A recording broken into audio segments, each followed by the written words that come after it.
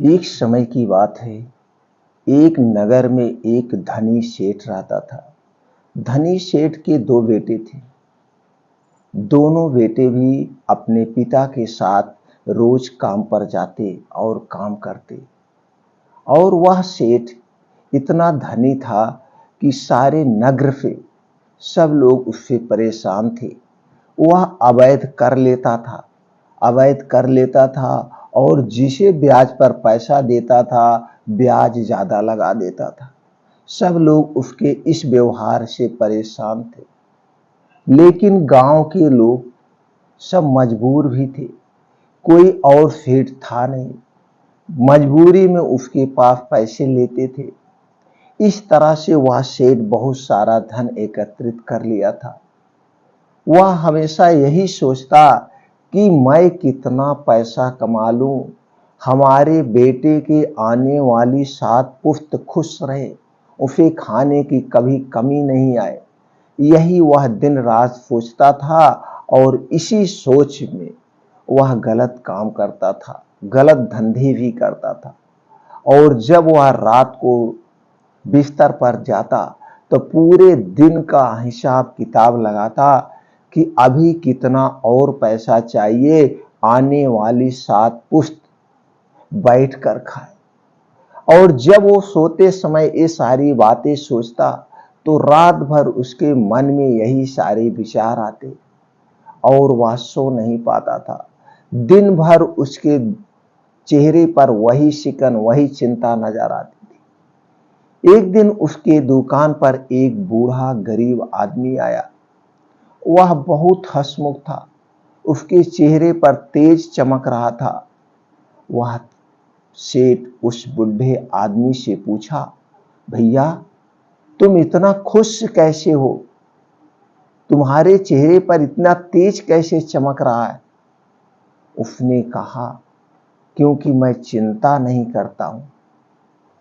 मेरे पास जो कुछ भी रहता है मैं उसी में खाता हूं और उसी में खुश रहता हूं। मैं कभी कुछ ऐसी बातें सोचता ही नहीं। उसने कहा, सेठ ने उस बुजुर्ग से कहा कि मैं तो बहुत सारी बातें सोचता हूं। क्या इन बातों का कोई उपाय है कि मेरे मन में कोई विचार ना आए? मेरे मन में कोई विचार ना आए, मैं भी तुम्हारी तरह हंसना चाहता हूं, खुश रहना चाहता हूं। इसके लिए हमें कोई उपाय बताइए। उस बुजुर्ग व्यक्ति ने कहा, इसका उपाय सिर्फ और सिर्फ भगवान महात्मा बुद्ध बता सकते हैं। कल बगल गांव में बुद्ध का उपदेश है, तुम जाकर के उपदेश सुन लो, तुम्हारे जिंदगी के सारे पाप मिट जाएंगे, तुम्हारा जीवन चिंता मुक्त हो जाएगा और हमारी तरह तुम भी हंसने लगोगे। यह सुनकर वह अगले दिन बगल के गांव में जाता है और वहां भगवान महात्मा बुद्ध का उपदेश चल रहा है। उस सभा में जाकर के वह भगवान महात्मा बुद्ध को प्रणाम करता है। भगवान महात्मा बुद्ध मुस्कुराते रहते थे, मुस्कुराकर इशारा करते हैं, बैठ जाओ। वह उस सभा में बैठ जाता है और वहां पर भगवान महात्मा बुद्ध के उपदेश सुनने लगता है। उपदेश सुनने के बाद वह बुद्ध के पास आता है और कहता है, हमें भगवान ऐसा कोई रास्ता बताइए जिससे मैं चिंता मुक्त हो जाऊं, मेरी जिंदगी के सारी चिंताएं खत्म हो जाए। आपकी तरह हम भी मुस्कुराना चाहते हैं, हंसना चाहते हैं। भगवान महात्मा बुद्ध कहते हैं, आओ तुम्हें एक कहानी सुनाते हैं और इस कहानी के माध्यम से तुम्हें कुछ समझाते हैं। भगवान महात्मा बुद्ध से एक कहानी सुनाते हैं। एक गांव में एक व्यक्ति अपनी गाय को रस्सी से बांधकर जंगल की ओर ले जा रहा था। तभी वहां से बुद्ध निकले। बुद्ध ने गाय चराने वाले को देखा तो वहां बड़ा मजेदार दृश्य था। चरवाहा उस गाय को जंगल की ओर ले जाने की कोशिश करता और गाय थी कि उल्टी ओर भाग पड़ती। चरवाहा कभी गाय की रस्सी खींचता और कभी गाय को मारता। बुद्ध वहीं खड़े होकर देखने लगे कि गाय है चरवाहा है, रस्सी भी है, तीन चीजें हैं, लेकिन तीनों में तन्मय एकता, परस्पर संबंध नहीं है। बुद्ध जब यही सोच रहे थे, तभी वहां से उसी गांव के बहुत से लोग निकले और वह भी गाय तथा चरवाहे के बीच की कसमकस देखने लगे। बुद्ध ने गांव के लोगों से पूछा, यह गाय इस चरवाहे के साथ क्यों है? लोगों ने कहा कि इसमें पूछने की क्या बात है, साफ है कि गाय इस चरवाहे के साथ बंधी है। बुद्ध ने पूछा कि तब फिर यह गाय चरवाहे के साथ क्यों नहीं है? अगर गाय भाग जाए जैसा कि वह कर रही है, तो फिर चरवाहा उसके पीछे भागेगा कि नहीं, जैसे कि वह भाग रहा है। उन लोगों ने कहा कि चरवाहे को तो गाय के पीछे भागना ही पड़ेगा। बुद्ध ने समझाया, देखो, गाय के गले में जो रस्सी है वह बहुत साफ दिखाई दे रहा है, वह बहुत साफ दिखाई दे रही है, वह अदृश्य रस्सी है। चरवाहे से गाय एक दृश्य बंधन से बंधी है, लेकिन चरवाहा भी एक अदृश्य बंधन से बंधा है, गाय से। इसीलिए वह गाय को छोड़ नहीं सकता। जैसा कि हम सब इसी प्रकार बंधे हुए हैं, कोई दृश्य बंधन से तो कोई अदृश्य बंधन से। हम ऐसे बंधनों के दास हैं। मुक्ति का उद्देश्य ऐसे बंधनों से मुक्त होना है।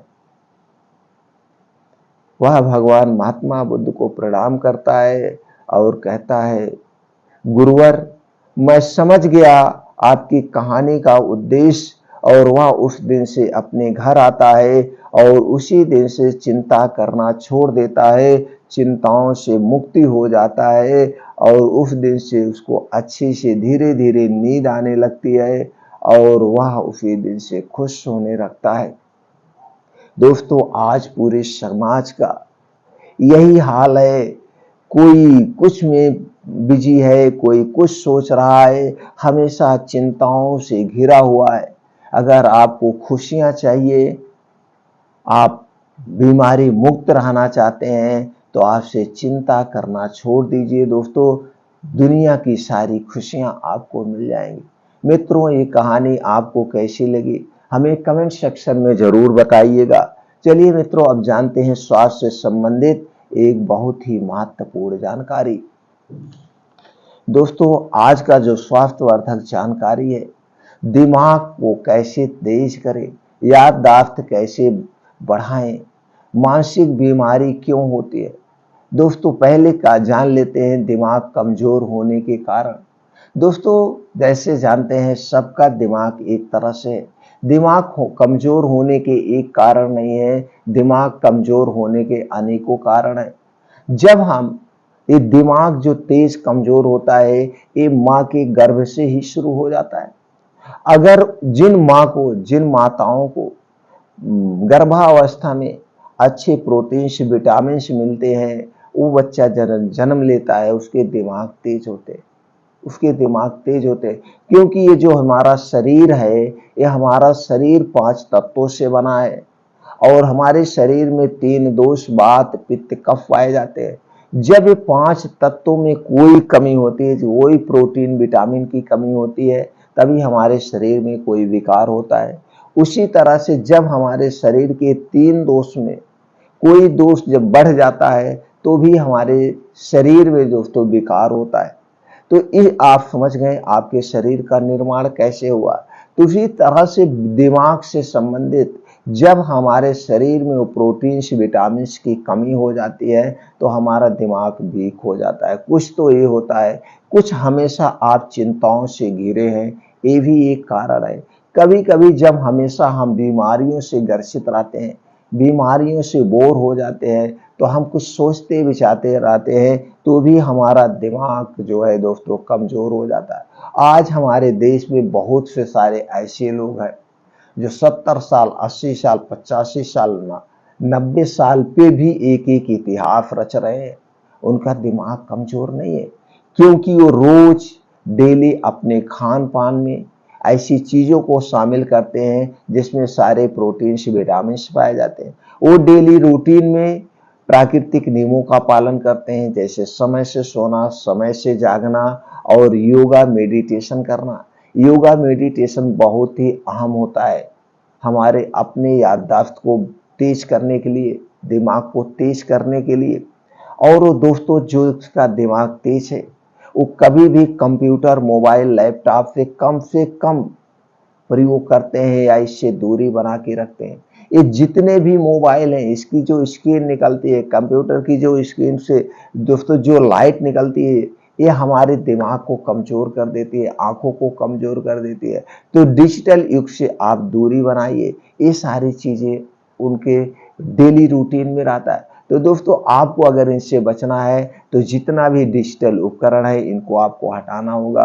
आपको खाना खाने के नियमों का पालन करना होगा, पानी पीने के नियमों का पालन करना होगा। आपको डेली रूटीन में योगा, प्राणायाम, मेडिटेशन करना होगा और ऐसे पोषक तत्वों को शामिल करना होगा जिसमें हर एक तरह के प्रोटीन्स, विटामिन्स पाए जाते हो, जिससे हमारे शरीर के रिक्वायरमेंट के हिसाब से वो सारे पोषक तत्व मिलते रहें।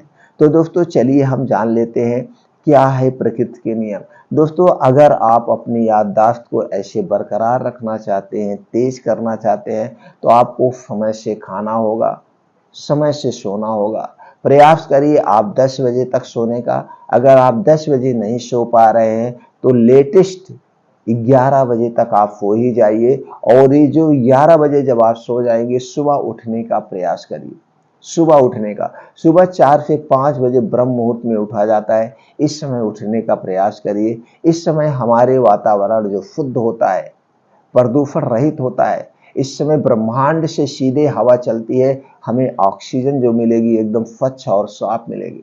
तो जब आप 4 से 5 बजे ब्रह्म मुहूर्त में उठें, उठने के बाद 2 से 3 गिलास गुनगुना पानी पिएं और निकल जाएं बाहर वातावरण में। बाहर वातावरण में मॉर्निंग वॉक करें, मेडिटेशन करें, योगा करें, प्राणायाम करें।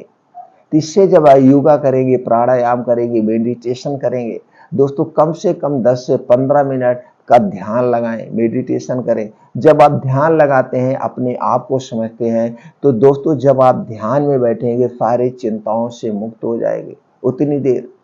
उतनी देर आप चिंताओं से मुक्त हो जाएंगे, इसलिए ध्यान में जरूर है। तो जब डेली आप 5 बजे से 7 बजे तक योगा, प्राणायाम, मेडिटेशन, मॉर्निंग वॉक करेंगे, तो दोस्तों आपका दिमाग तक वो ऑक्सीजन पहुंच जाएगी। 2 योगा जरूर करना है, अनुलोम विलोम जिसे हम कहते हैं नाड़ी शोधन योगा। अगर आप 15 से 20 मिनट अनुलोम विलोम करते हैं तो दोस्तों आपके मतलब शरीर के हर एक अंग तक ऑक्सीजन का संचार हो जाता है।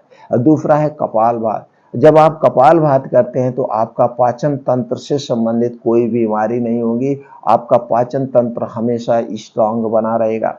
तो ये 2 योगा हो गया। और हो सके तो शीर्षासन करिए, सूर्य प्राणायाम करिए, मेडिटेशन। ये योगा 2 घंटे का डेली। इस 2 घंटे में कभी कोई कंप्रोमाइज मत करिएगा। और इसके लिए साथ साथ आपको अपने स्वास्थ्य पर विशेष ध्यान देना होगा। आपको अपना पाचन तंत्र मजबूत रखना होगा। इसके लिए कुछ खाने के नियम है। जब भी आप खाना खाएं उसे 32 बार चबाकर खाएं।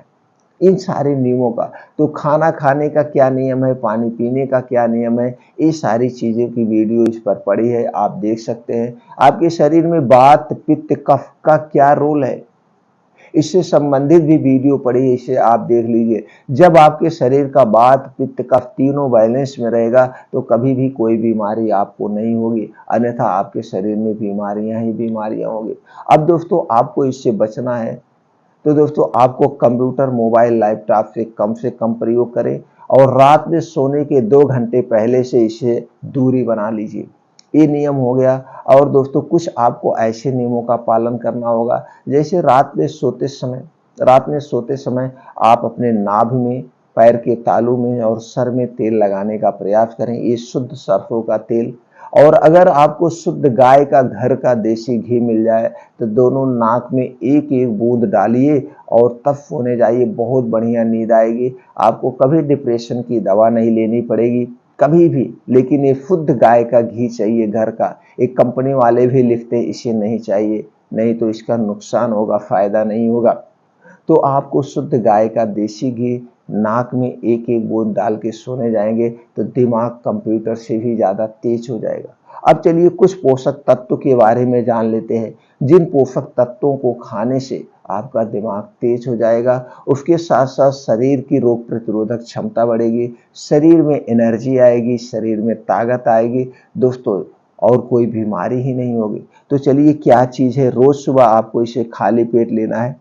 पहला है अलसी का बीज 1 चम्मच, कद्दू का बीज 1 चम्मच, सूरजमुखी का बीज 1 चम्मच, तरबूज का बीज 1 चम्मच, बादाम 6 से 8 पीस, अखरोट 2 पीस, किशमिश 10 ग्राम, काला चना 20 ग्राम, हरी मूंग आती है 20 ग्राम। ये सब लेने के बाद या इसमें मात्रा आप घटा बढ़ा सकते हैं, कोई नहीं है दोस्तों, आप इतना ही ले, अगर इतना खा पा रहे हैं तो इतना खाइए, नहीं तो इससे कम खा पा रहे हैं उससे कम खाइए, इसमें मात्रा घटा लीजिए। बस उतना खाना है आपको जितना आप डाइजेस्ट कर ले जाए, जितना आप पचा ले जाए। तो ये सारी चीज़ें लाने के बाद इसे अच्छी तरह से धुल लेना है। धुलने के बाद इसे रात में दोस्तों भिगो देना है मिट्टी के बर्तन में, और इसे सुबह जब आप मॉर्निंग योगा मेडिटेशन करके आएंगे तो दोस्तों इसे खाना है। हाँ, हो सके तो इसे अंकुरित कर लेना, तो आपको 1 दिन 2 दिन पहले इस तरह भिगोना पड़ेगा, तब आपका ये मैनेज हो जाएगा। तो अंकुरित करके भी खा सकते हैं, ऐसे भी खा सकते हैं। बस आपको इतना ध्यान देना है कि जब बादाम खरीदने जाइए, बादाम 2 टाइप की आती है, एक खट्टी बादाम और एक मीठी बादाम। तो खट्टी बादाम मत लीजिएगा, खट्टी बादाम में साइनाइड टाइप का पॉइजन पाया जाता है जो स्वास्थ्य के लिए हानिकारक है। तो दोस्तों इसे रोज सुबह आपको खाली पेट खाना है, पहला है। और जब खाइएगा चबा चबा के खाइएगा। इसे खाने के 1 घंटे पहले कुछ नहीं खाना है, और इसे खाने के बाद 1.5 से 2 घंटे तक कुछ भी नहीं खाना पीना है, चाय पानी कुछ नहीं करना है। ये पहली प्रक्रिया हो गई, ये पहली प्रक्रिया हो गई। अब आपको एक और पाउडर बनाना है जो आप घर पे बना सकते हैं। ये दिमाग को कंप्यूटर से भी ज़्यादा तेज बना देगा। ये पाउडर दोस्तों, ये पाउडर जो बनाएंगे आप घर में, इसे सब खा सकते हैं, वो स्त्री पुरुष बुजुर्ग यानी बच्चे सब खा जाएगा। अगर बच्चे पढ़ रहे हैं तो खास करके बच्चों को जरूर दीजिएगा। इस पाउडर को क्या क्या है, शंख पुष्पी पाउडर आपको मार्केट में मिल जाएगा, दूसरा है त्रिफला चूर्ण आपको मार्केट में मिल जाएगा, अश्वगंधा चूर्ण आपको मार्केट में मिल जाएगा। तीनों बराबर मात्रा में लेना है। अब तीनों चाहे 50-50 ग्राम ले लीजिए, चाहे 100-100 ग्राम ले लीजिए। इसे लेने के बाद तीनों पाउडर को एक में मिला देना है। तीनों पाउडर को एक में मिलाने के बाद आप किसी भी कांच के डिब्बे में, जिसमें ढक्कन कायदे से बंद हो जाए, हवा नहीं जानी चाहिए, बंद करके अब आप रख दीजिए। अब इसी पाउडर को सुबह शाम खाना खाने के 1 घंटे के बाद, सुबह शाम खाना खाने के 1 घंटे के बाद 1 गिलास दूध के साथ लेना है। ये दूध पैकेट का नहीं चाहिए, ये दूध घर का चाहिए। अब घर का रहेगा बढ़िया रहेगा, पैकेट का दूध अच्छा नहीं होता दोस्तों, उसे मत खाइएगा। तो दोस्तों 1 गिलास दूध 1 चम्मच पाउडर को आपको लेना है सुबह शाम खाना खाने के बाद। तो दोस्तों ये 2 उपाय अपना करके अपने दिमाग को आप कंप्यूटर से भी ज़्यादा तेज बना सकते हैं। उसके साथ साथ आप अपने शरीर की शक्ति को भी बढ़ा सकते हैं। कंप्यूटर तो दिमाग तो तेज करेगा ही, उसके साथ साथ आपके शरीर को भी ताकत देगा। लेकिन जैसे हमने कहा, खाने पीने के नियमों का आपको पालन करना होगा, अपने पाचन तंत्र को आपको स्ट्रांग बनाना होगा।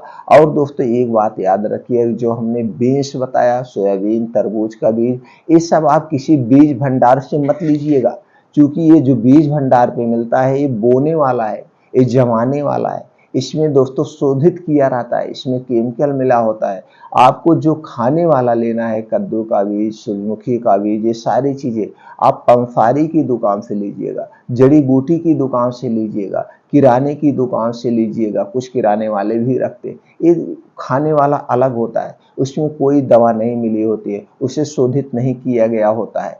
इसलिए इस बात का आप हमेशा ध्यान लीजिए, जब कोई बीन्स लीजिएगा तो ये सारी पंसारी की दुकान से जड़ी बूटी की दुकान से या फिर किराने की दुकान से लीजिए। बीज भंडार से मत लीजिएगा, वहाँ पे जमाने वाला होता है। तो दोस्तों इस प्रक्रिया को अपना करके आप अपने दिमाग को कंप्यूटर से भी ज़्यादा तेज बना सकते हैं। बस आपको ध्यान देना होगा खाना खाने के नियमों का, पानी पीने के नियमों का और दोस्तों प्राकृतिक नियमों को। डेली योगा, मेडिटेशन, प्राणायाम करिए, इस तरह से इस नियम को अपनाइए।